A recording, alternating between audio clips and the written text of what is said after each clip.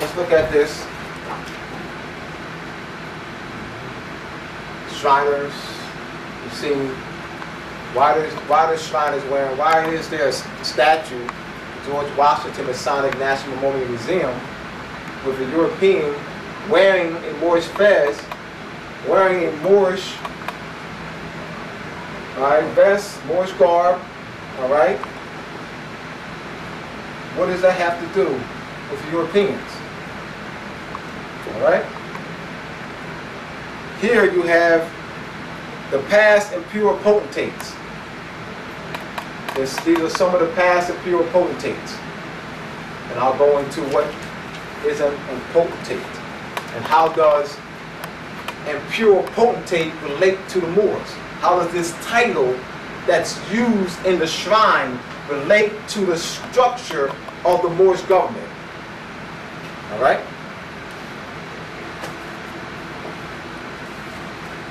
I'll go with more of this.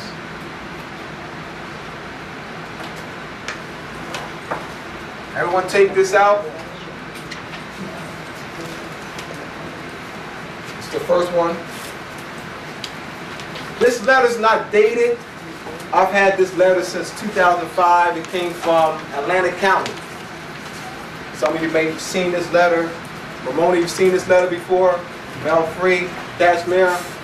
All right, I got this letter for someone in 2005, and this letter's going to be in my book.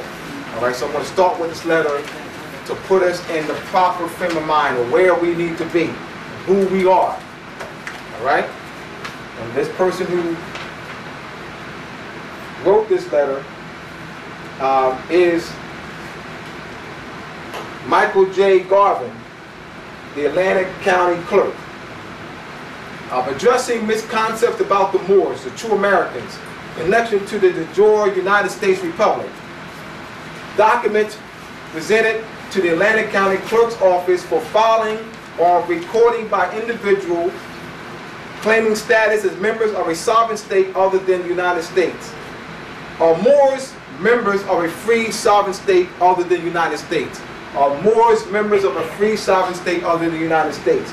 Let's look at it. So you have Atlantic County, Office of the County Clerk, Michael J. Garvin, County Clerk, 5901 Main Street, Mays Landing, New Jersey, 0308330-197, phone number 609-625-4011. To whom it may concern, please be advised that the Atlantic County Clerk's Office has accepted documents from the individuals claiming status as members of a free sovereign state other than the United States, in particular from individuals claiming to be a private, de jure, lawful and divine being, indigenous free sovereign Moor, by birthright free inheritance, freehold inheritance, a noble of the Moroccan Empire, being part and parcel of the Great Seal government. The Atlantic County Clerk's Office has accepted these documents and services as their repository as a courtesy and does not, in so doing, attest to the content of the documents or their legal standing. Further, the Atlantic County Clerk's Office does not provide filing or recording status to these documents, nor does it provide or imply that these documents have any public standing or provide constructive notice to the public or community at large. Additionally, each individual who has presented such documents to the office has been clearly informed that the acceptance of the documents is in no way to be construed as constituting as legal filing or recording of the documents. The printed stamp applied to the documents when they are presented to this office is received. The same printed stamp applied to all general correspondence presented to the county clerk's office to demonstrate that the document has no other legal status. All right? So these body of Moors was clarifying their legal status and wanted the clarification of their legal status on record. All right? As we are part and parcel of this said government, and we're going to what that means. What this part and parcel of this said government means. All right? Now, putting this in historical context, this is back around 2000. All right? Putting this letter in historical context, because these Moors were right and correct. All right? Now, 200 years prior to them, 200 years prior to this letter, 8 Moors petitioned the South Carolina House of Representatives for a clarification of their legal status. These 8 Moors, after purchasing their freedom, thought to be wise that to petition the South Carolina House of Representatives for a clarification of their legal status. They wanted to be assured that if they were accused of a crime, that they would not be tried under the Negro Act, but under the Constitution of South Carolina, under constitutional law. So you have two body of laws that would enter into the record. The Constitution of South Carolina, all right, along with the United States Constitution, and then you have the Negro Act. And the Negro Act governs Moors who are in bondage. Moors who are classified in the United States Census as black, Negro, and colored. Moors who are classified in the race and ethnic standards of Federal Statistics and Administrative Reporting implemented by the Office of Management and Budget and United States Census Bureau in 1977. So they made black a legal category in the race. It's called the Directive Policy number 15. All right? So these Moors, when they were born, they were classified in the United States Census as black, in the race and ethnic standards as black. All right? So they had to clarify their legal status. These Moors in Atlantic County, not 200 years ago. So they had to clarify their legal status for the record. Because on record, they were classified as black in the census and the policy, Directive Policy number 15. So it has to be done through process of paperwork, because on paper, our people are classified as black. And school records, hospital records, as the Directive 15, Policy Directive 15, the Race and Ethnic Standards of Federal Statistics and Administrative Reporting. Any agency that receives federal funding are mandated to classify their workers, their students, i.e. the schools, as one of the 5 categories that's in the Race and Ethnic Standards. That's black, white, Hispanic, Asian, American Indian / Pacific Islanders. Those are the 5 categories that's in Directive Policy 15, Race and Ethnic Standards of Federal Statistics and Administrative Reporting, implemented in 1977. All right? So you have to do some directive acts. All right? Now, let's go to Journals of House of Representatives showing that these 8 Moors clarified their legal status. So there must be a public declaration of our legal status to remove the negative status of Negro, colored, black, right, from the record, and put your status, your nationality as a Moor on the record.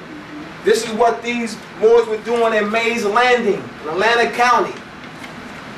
But it seems that the filing was not viewed as a legal filing, when in fact it is, because our people are classified as Negro, colored, black. So what they're saying by not following this viewing this as a legal process and a legal status, they're saying that you don't have a right to your name and nationality. You cannot, Article 15 of the United Nations Human Rights Proclamation states, no one shall be deprived, no one should be arbitrarily deprived of their name and nationality. United Nations Declaration of the Rights of the Child states, Principle 3, every child at birth should have right to a name and nationality. Congress, members of the United States Congress, are black and white nationalities. Members of the United States Congress, does race mean skin color or nationality? Skin color. Does it mean skin color or nationality, Congress? Congress, why do you have in the census, 1970 census, 1980 census, 1990 census, 2000 census, 2010 census, where they're mixed nationality and race, where they classify Japanese, Vietnamese, Chinese, Fiji as race? Well, I thought that Chinese is a nationality. So why is Chinese classified under the question, what is your race? So the question is, does race mean skin color, nationality? So I'm putting this in the context of where we need to be, why I'm here, why am I writing my book. Nationality means skin color. Nationality means skin color?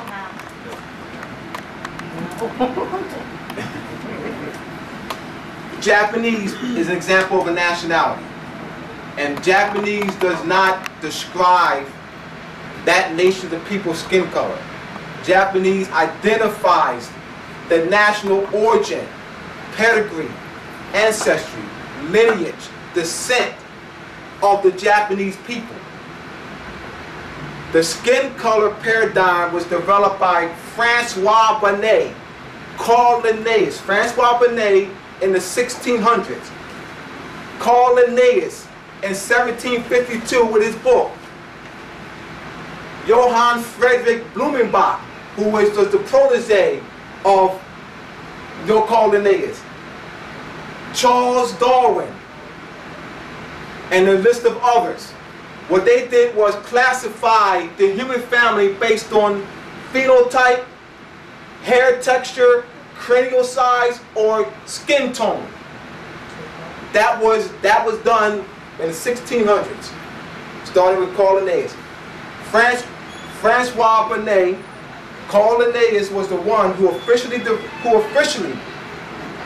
created the classification black, white, red, and yellow. His protege, Johann Friedrich Blumenbach, added the fifth class, brown. Brazil uses all 5 classes in their current census. And Portuguese, they use the Portuguese words black, white, brown, red, and yellow in the Portuguese census, in the 18 census. So this is a fake. This is a birthright stealing classification. So what is it? Is it color? It's birthright. What I'm saying is that whole paradigm is false. It's unconstitutional. Oh. It's constructive fraud Oh. to steal the Aboriginal and indigenous people throughout the world name, their nationality. Okay. So, boom. Say you are Jamaican, and you're classified in the race and ethnic standards of federal statistics and administrative reporting as black. They're stealing your birthright. Because black doesn't connect you politically to Jamaica. Oh. Jamaican, the nationality, connects you politically to Jamaica. They're stealing the birthright. Our people, not knowing the principles of nationality, and have been indoctrinated, really think that they're black based on their complexion. Mr. Bay, you don't know what you're talking about. Mr. Bay, you're black. I'm not making this my students. I've taught nationality to over 4,000 students in the Camden City Public Schools. I'm saying the name because that's in my book. I'm naming the school district in my book. 4,000. And the lessons I've taught them, their responses, the impetus of the particular lessons. Because a lot of it gains through questions that students ask me. All right? And as you know, our children, our people, are caught up with the Carl Linnaeus, Francois Binet, Johann Friedrich Blumenbach, Charles Darwin classification system. They are the racists. Why? Because they are the ones that came up with the paradigm. That's what a racist is. They're racist. So, oh, man, you're a racist. I'm not. My name ain't Carl Linnaeus. My name ain't Johann Friedrich Blumenbach. My name ain't Francois Binet. These names are in here somewhere. No, they're not in there. You gonna write them down? Yeah, yes, I'll write them down. Yes. So I'm doing this to put this in context. For those who be listening to the DVD, I have an entire chapter. I have an 80-page chapter. Second chapter of my book. All right? First chapter deals with history. I'm going to go to the first chapter too. All right? But I want to set the tone. I want to set why this was written. Why did Moors in Atlantic County write this letter? I mean, they wrote a letter, and this is response. That's right. This is response to the following. Why did Moors in Atlantic County file declaration of their national status on record? And why did they respond? So that's what I'm doing. This is important. So I just can't give the letter, read it, without putting into legal and historical context. All right? Yes. So basically they tried to rebut it, what they was trying to... Yes, they were trying to rebut it. They were saying that the filing would not be viewed as a legal filing, but viewed as any other filing, a general filing. All right? But you have a right to your name and nationality. That's in the UN, so... Exactly. And black and white are not nationality. Exactly. Not just black. Black and white are not nationality. That can't be disputed by anyone on this planet. It's a status. All right? But the key is they're not nationality. It's not. Well, we're not even going to what it is. Let's first be clear that black and white are not nationalities. That's first. Are black and white nationalities? No. Of any people on this planet? No. No. Let's first be clear on that. Once we're clear on that, we gotta be very clear on that first. All right? Good. So, therefore, black and white are not identities. What do you look like? Black and white. What are you? Black and white. They give the same answer. They give the same answer to a question that requires a response for an identity. If I ask you, what are you? That question, the syntax of the question demands a response for identity. I'm a male, you know, I'm a teacher, you know, I'm a Moor, but if I say, well, what are you? You say, well, I'm black. Well, I didn't ask you for a description. I didn't say what this looked like. All right, well, describe this. Black. Identify it. Speaker. So you didn't say, if I say, well, you didn't say black. When I said, asked you to identify, did you say black? No. Asked you to describe, you did what? Speaker. Describe it. Black and silver. Identify it. Speaker. Right. What our people do, unconsciously, because of called the niggas, Francois Binet run them down, Johann Friedrich Blumenbach paradigm, which was indoctrinated with us for generations. They respond to black to both questions. What are you? They'll say black. What you look like? They'll say black. Am I making it up, y'all? We hear it every day. We hear it every day, y'all. Don't act like I'm some. Y'all hear it every day. I'm in the school. I hear it every day, y'all. You know, light skin, high yellow, medium brown, dark black, medium, you know, meat brown, Northern, red bone. All right. And I'm saying that, and that's part of our.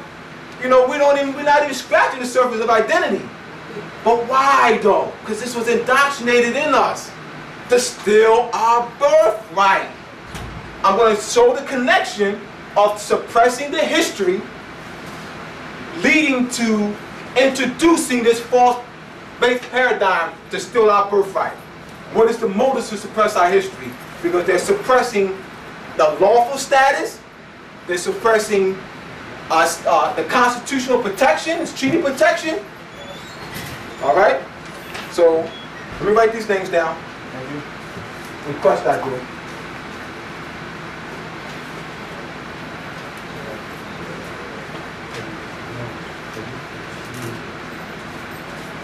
He's born in 1625. Born in 1625. Carl Linnaeus. Carl Linnaeus is a Swedish naturalist. His book came out in 1752. His protege, Johann Frederick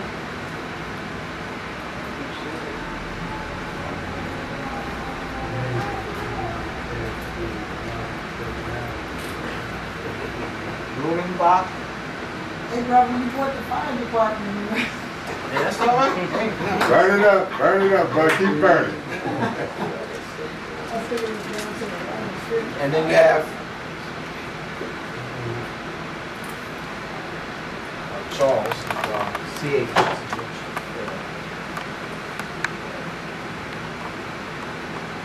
Now there was somebody before Charles Darwin, but these, these are the main ones. These are the biggies. All right, and there's others. 1850s. All right, and there's others after them. There's about 20 others after them. All right, that piggy bank on what they did. All right, so but these are the big ones. This is where that black, white, brown, red, and yellow came out of classifying the human family based on cranial size. All right, phenotype, skin tone, hair texture. This is where that came from. These are the races. These are races. You call them racist, you're not. They're racist. Why? But why are they racist? Because they developed the race paradigm. Not because they're haters. They developed the race paradigm? They developed the classification system of dividing the human family based on phenotype, skin tone, cranial size, hair texture. That's what made them racist. That's what race means.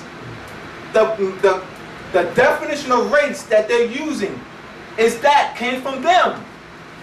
That's what makes them racist, because they developed the paradigm. Not that they're haters, they're birthright, they're thieves. They're birthright thieves. You want to just say birthright thieves then, don't say racist then. Say birthright thieves.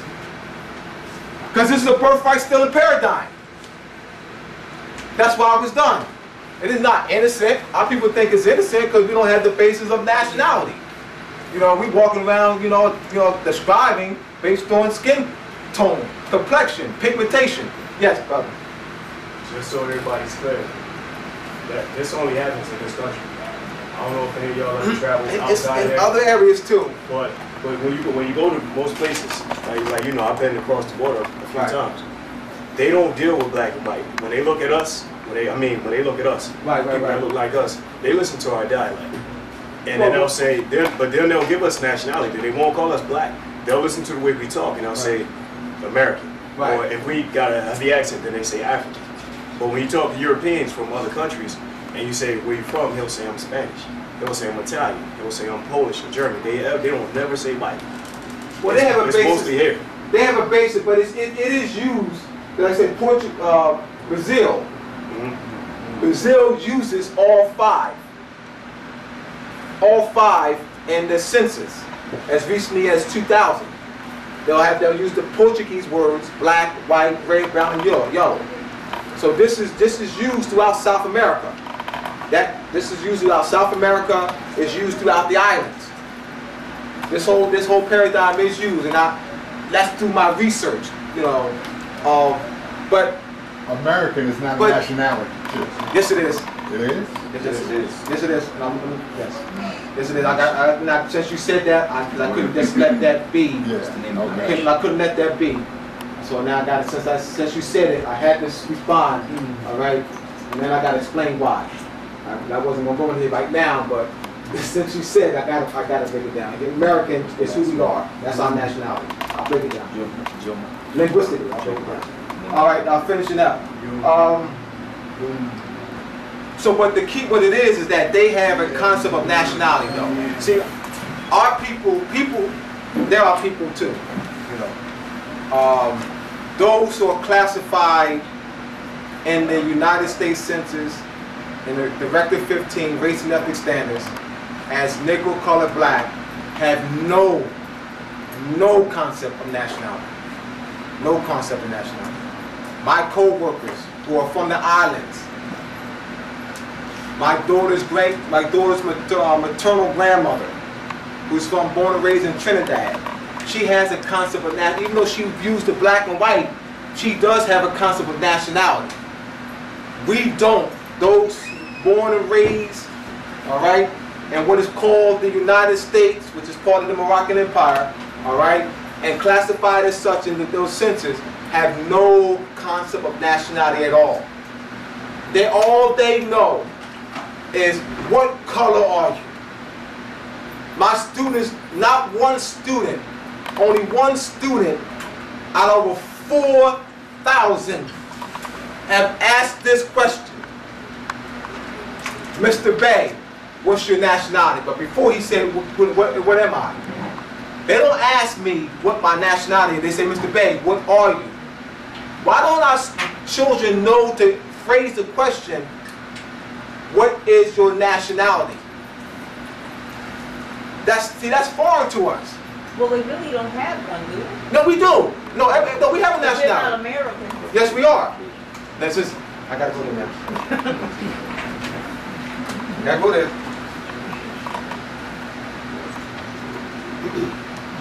1836, Webster's New International Dictionary.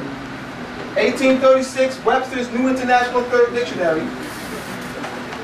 1836, Webster's New International.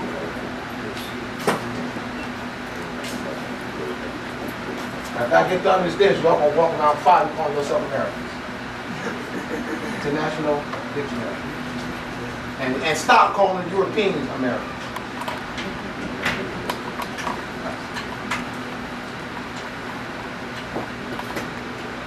First definition. An aboriginal, or one of the various copper-colored natives found on the American continent by the Europeans. The original application of the name. Number 2, an American-born descendant, American-born of European descent. That's number 2. Number 3, a naturalized or native-born person of the United States. False, false. Number 2, again, an American-born descendant, American-born of European descent. Number 3, a naturalized or native-born person of the United States. American does not mean United States citizen. I'll challenge anybody to produce the federal statute. To produce the federal statute and United States codes of a general and permanent character that defines American as United States citizen. I'll challenge anyone to produce the statute. There's no federal statute that reads American shall mean United States citizen. Hear me out, y'all. Doesn't exist. They say it out of their mouth. Barack Obama, and before him, George Bush, before him, Bill Clinton and them. They say America out of their mouth. United Nations. Let's go United Nations. What does the nameplate read?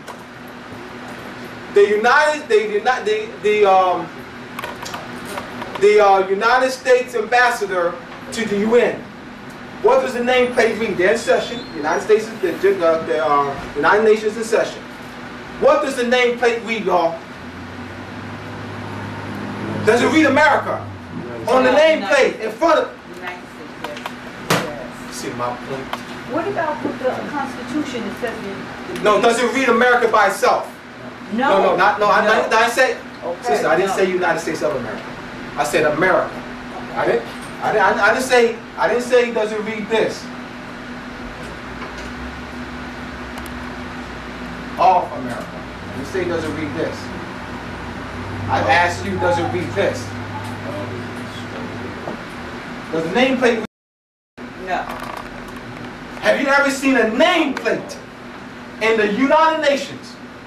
And the nameplate, have you ever seen the Olympics, the Olympians? Just the United States. All right? The Olympics just was what? Just went over, right? 2 weeks ago.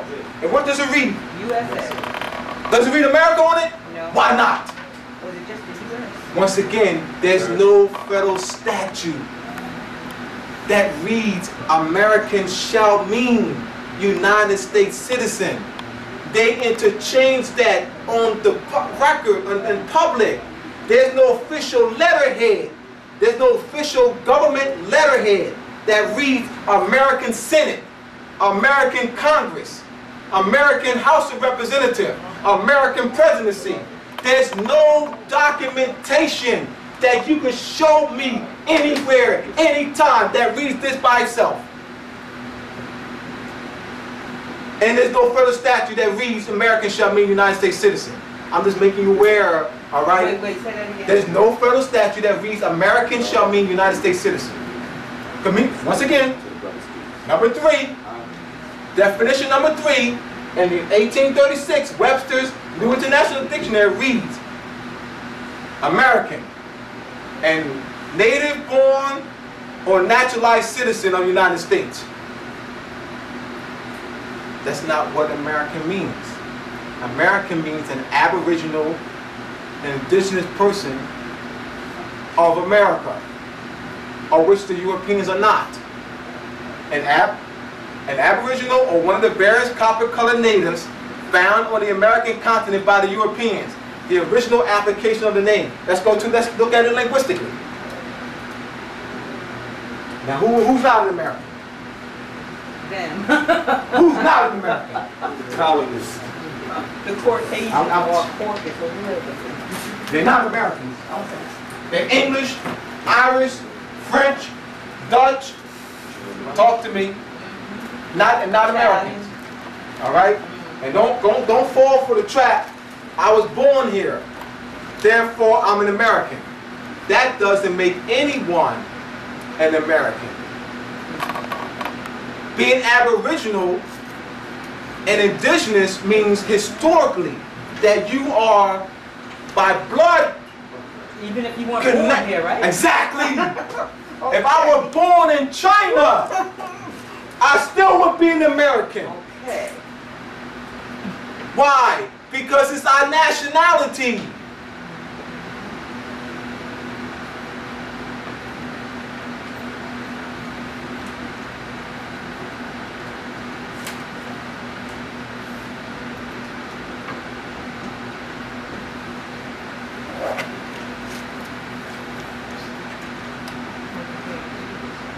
Now let's talk linguistics.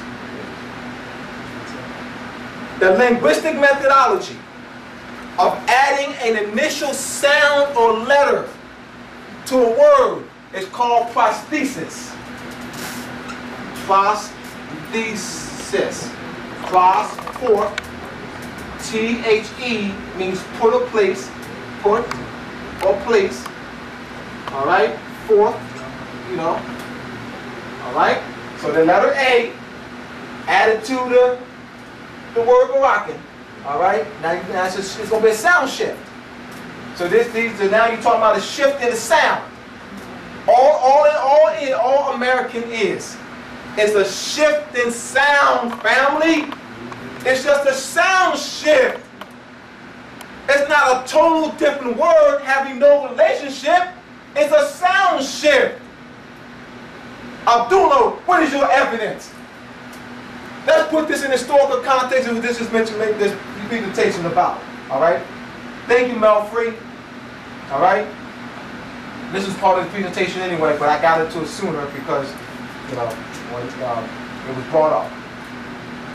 The M, all right, the O's, all right, the process is called umlaut. Now we look at that vowel shifts.